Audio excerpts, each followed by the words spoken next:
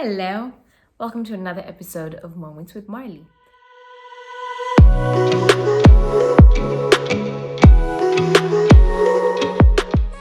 I've been thinking about the name. I feel like it needs to change because soon I'm going to start hosting other people, and then am I going to say, make them say welcome to Moments with Marlie? I don't know. Anyway, we'll see. The Lord shall lead me on that one. I think I kind of like this. Anywho, so today I'm going to share something that I learned recently. I'm trying to process how to bring it out, which direction to take it, because I have like a number of directions to take with it. But usually what happens is I speak, and as I speak, the Holy Spirit just continues to give directions. So we'll start from there. But I've been thinking about this thing called success. So I have a story in mind. One of my pastors has shared a story before about how they worked in a certain company, and when they worked in that company, they did an excellent job. They took off time to learn. They were always learning extra things. They were always studying about stuff. Then they were, a pleasant person in the workplace. They knew how to, self-leadership, to lead others. Like, they were just doing a really good job. And so they rose through the ranks quickly, and then at some point they left the job. They felt as though, they were being called to another space. And so they move into another space. And what ended up happening is where they were, there was a lot of chaos and turmoil. So the people that they left behind were suffering because there was now a huge gap in the workplace of there's a certain standard that had been set, but now this person was like everyone else was unable to live up to that standard. Like, they were just somehow failing. So it was like, ooh. So eventually they came back, still rose to the ranks and everything, but their purpose and goal while they were there, when they came back the second time, was to raise and train people who were able to do what they were able to do. I keep using they and everything because it's not, I'm trying to remember if the story was shared in a public setting or not a public setting, so I don't want to, expose too much. It was in a public setting, but we still use they anyway. So their job when they came back was to train other people to be able to do what they were able to do. Now, when I think about success in terms of life, in whatever angle you look at it, whether it's ministry, whether it is marriage, in a certain angle, which I'll explain, whether it is in career, in your business, whatever it is. The thing that's going to make you successful is not just doing a good job, but teaching others to do that same good job. That every time God blesses you and puts something over you, and you have the opportunity to do well in a certain something, a certain grace has been poured out over you, or you've gone through a certain struggle and you've come out and you're doing better, whatever it is, that every time those things happen, what is expected of you from heaven in that moment is that you multiply the grace. That whatever God has given you, whatever He has enabled you to pass through, whatever He has blessed you with, you pour it onto others. You reproduce yourself in others. That's the true mark of success. Because it's possible for you to do all these great things. But listen, the world has 6 billion people. If there is only one person in the world doing what you do, and yet you're doing such a great thing, the world is being cheated. Because no matter how great of a job you do, no matter how many customers you want to serve, no matter how many people you want to reach and impact, you really cannot reach the whole world on your own. So the best thing to do to increase your success and multiply your success is to reproduce yourself in others, multiply yourself in others. So every grace that God has bestowed upon you, multiply it in others. You see, the thing that Jesus did is He came and He taught us. He discipled. He taught us the word of God. He would tell us, everything I see my father do, I also do. Then he was constantly reciting, the scriptures and the words of the prophets. So, and he taught in the temple, and he was always teaching people. He taught his disciples how to teach. He performed miracles, and then the disciples also had to go out and perform miracles, and they started before Jesus went.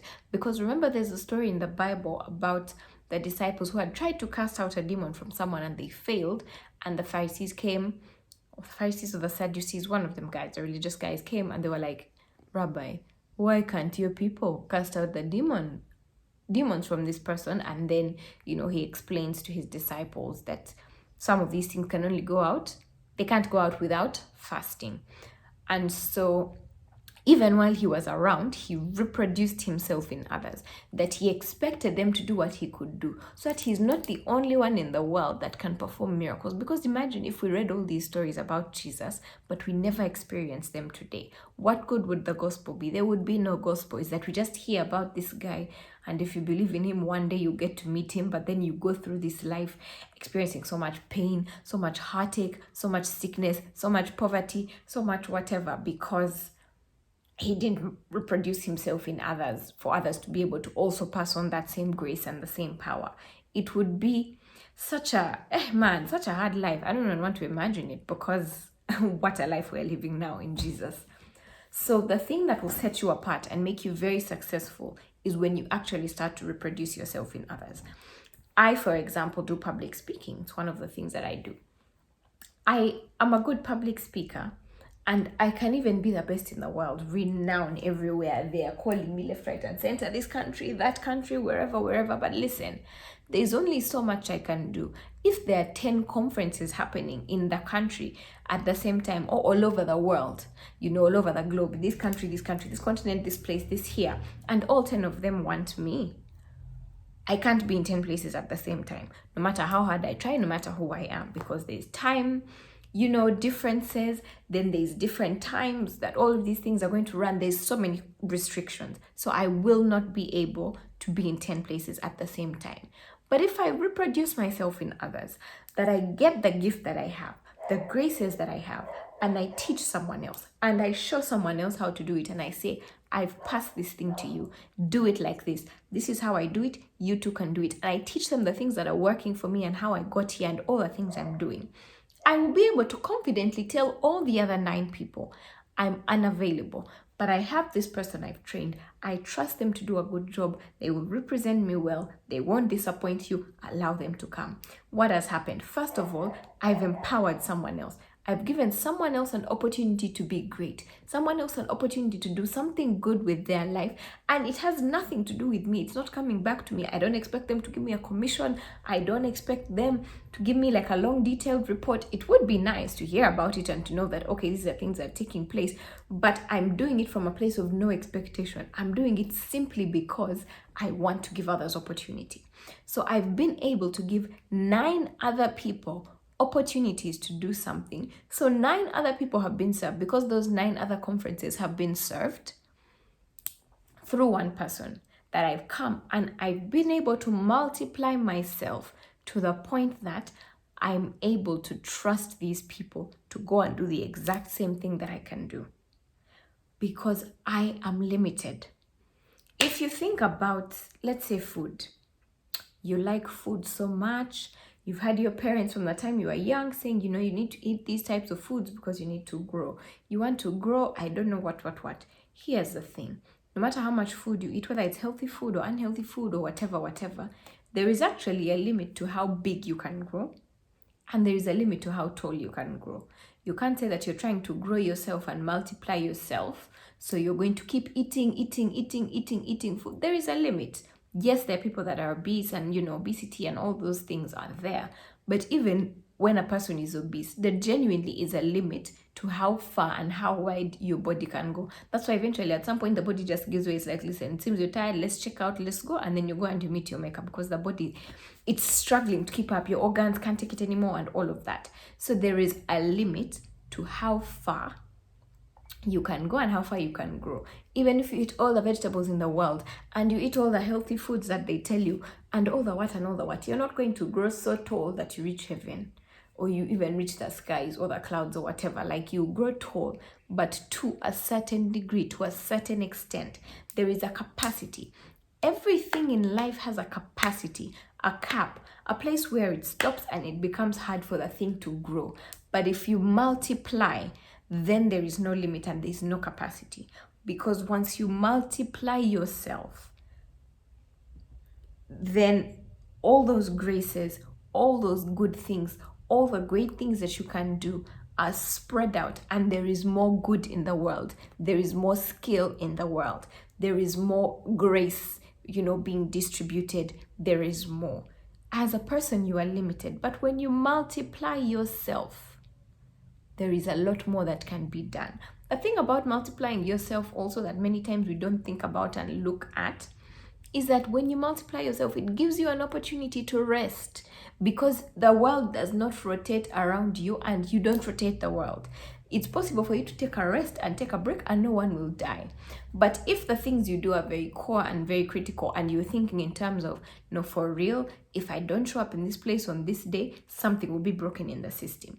If you multiply yourself, you're then able to respond to your body when your body says, hey, we just need a break for a few days, and you can take a break and rest, and life can continue without things falling apart, without people's lives being destroyed. Everything is okay. So if you serve somewhere, if you're serving in a church right now, and you like the system is revolving around you and it's so great, and it's like, I have to be available every single time, what.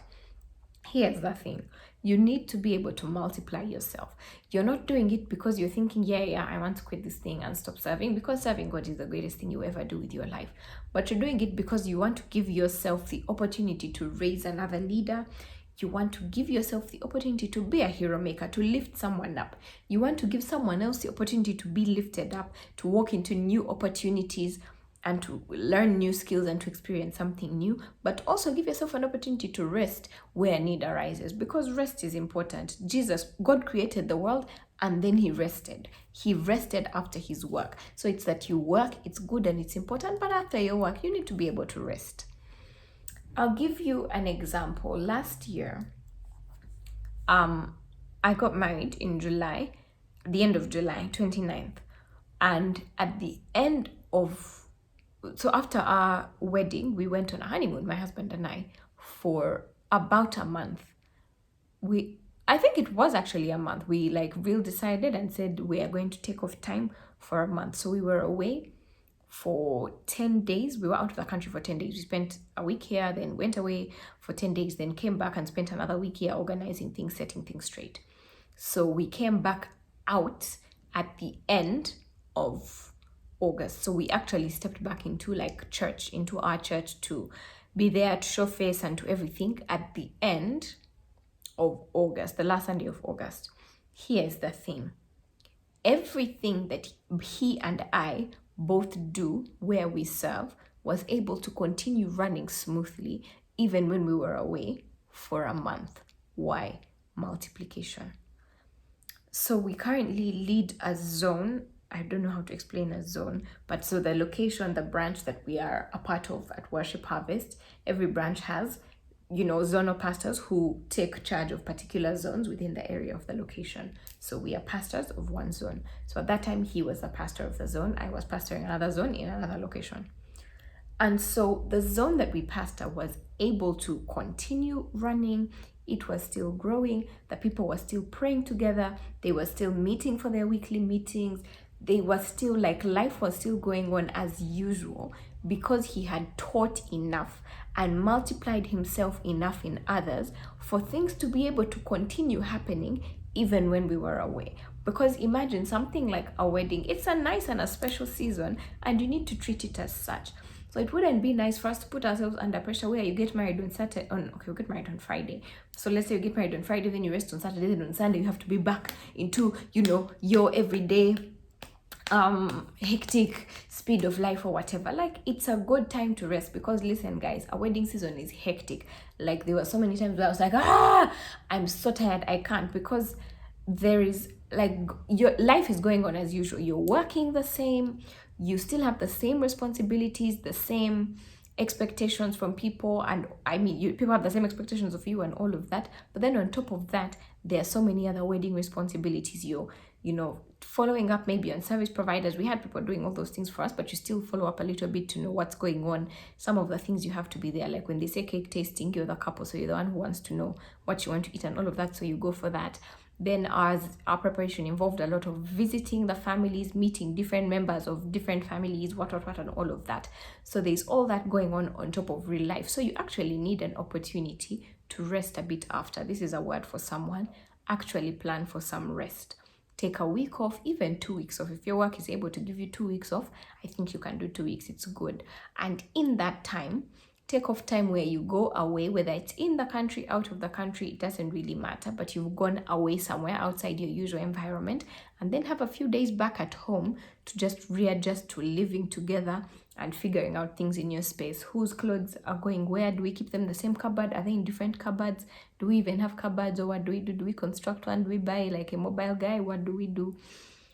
What time do you eat breakfast? This is the time I eat breakfast. Do you want breakfast made for you? Do you want to just do your own thing? Do you want, like, sort of adjusting to those things, so that by the time you get back into your normal rhythms of life, a few things are cleared and straightened out. I believe that's a word for someone, because I didn't plan to talk anything about a wedding, but if it's yours, receive it. Where was I? Rest. So we were able to take off a long enough season of rest because we had multiplied ourselves in others. I was able to hand over what I was leading. Someone else took it on, is walking with and watching over all the people that I was discipling in that space and leading in that space at Worship Harvest downtown where I was.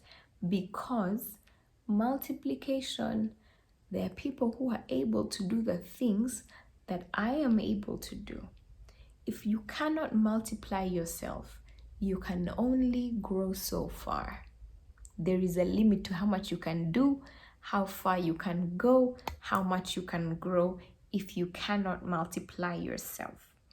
If you look at a building, even a building has a capacity. It can only be built so high, so wide. It can only take so many people. Even elevators, as great of an invention as they are, and elevators have a capacity. They can only handle a certain weight, a certain number of people.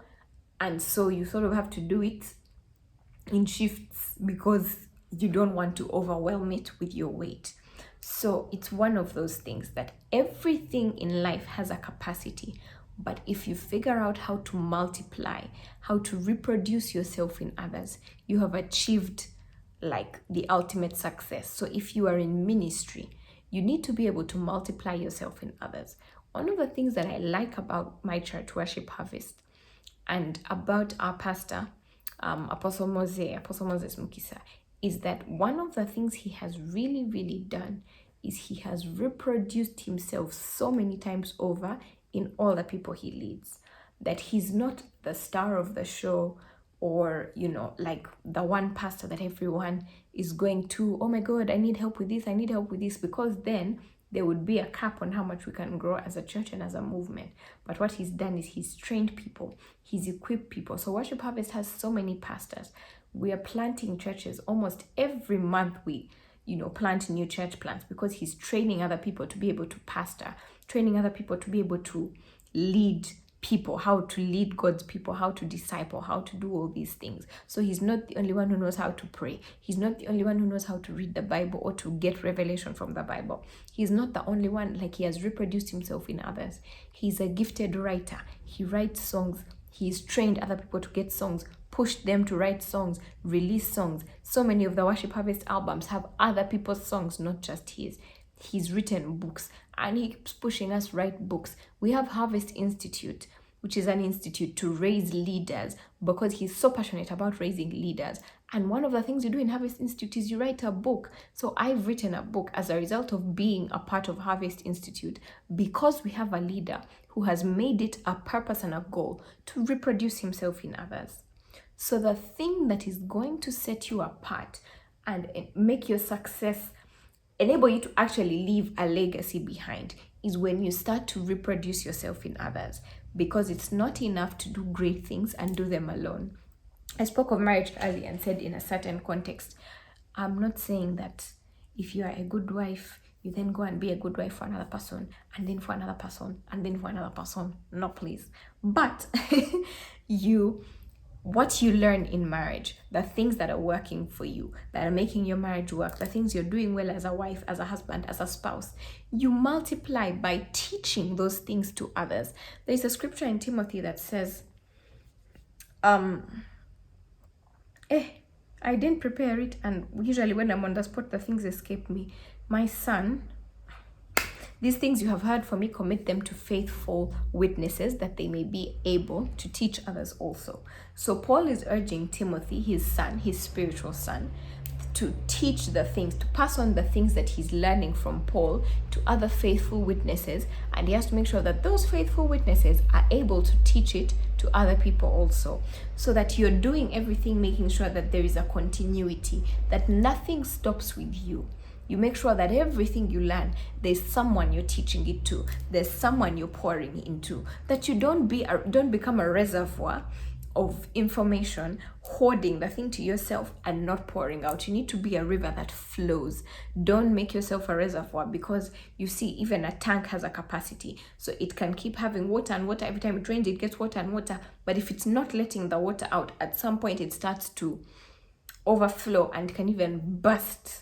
I think in my head, I'm picturing it bursting. I think it probably can, because it cannot contain it anymore. Like if it's covered and the water keeps, but somehow water keeps getting in, at some point it would burst. The two things are not making sense. Water is getting in, but it's covered. But you're understanding what I'm saying, that even a tank has its capacity. Like eventually it starts to just pour out and water is wasted because it's not being channeled in the right way. So you need to learn things, constantly be in a space where you're learning something, but beyond learning, pass on the things you're learning, that you don't just become a reservoir for information. Share the things on your social media. Are you sharing stuff you're learning, or you're just posting bikini photos or food photos and posing photos and whatever and writing funny captions that don't have anything to do with anything? Share something, teach something, use it as a space, because social media is so full of so many things and the world is feeding us all sorts of stuff every day. You be the person through whom people are getting and receiving life and wisdom and knowledge. At your workplace, are you teaching the people all the things you're learning, or you want to be the superstar alone?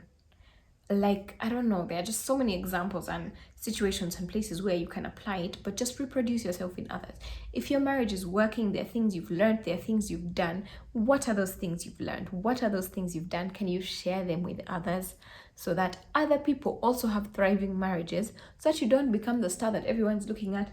Oh my gosh, Marlie has such a great marriage, you guys. Like, Mama, I admire her, but everyone around you is crumbling with such a bad marriage because you're not sharing information. Share, reproduce yourself in others, that you say, this is what I'm doing, this is what I've learned, this is what being a good wife means, being a good wife looks like. Do it also. Then someone else like, okay, I see, I've learned something new. Then they do it, then it works. Then they go and they teach someone else and they say, this is the thing that's working for me, this is the thing.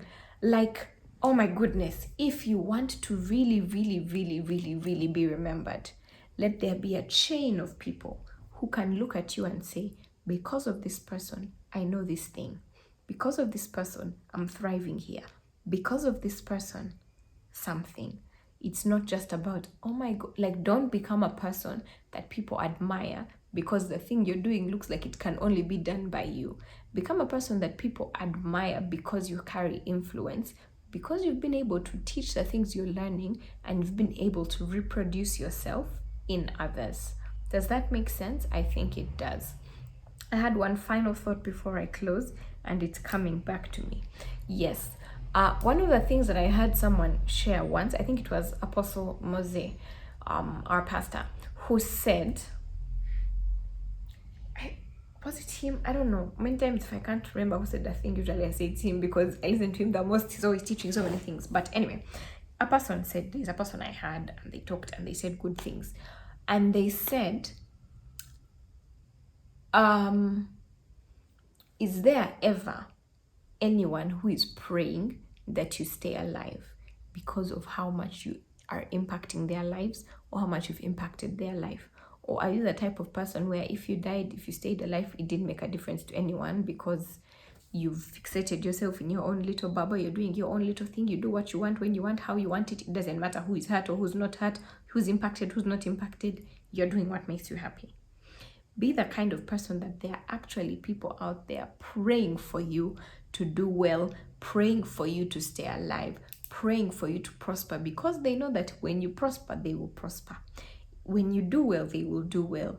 They know that in some way, their success and their prosperity is tied to you, because everything you get, you're pouring it down and passing it down and reproducing yourself in others. Don't be the person who it doesn't really matter if you're alive, if you're around, if what, and all of those things, because you have a capacity. Everything in life has a capacity unless we multiply. When you multiply yourself, you're able to do so much more than you can do on your own. You have a capacity to how many people you can lead.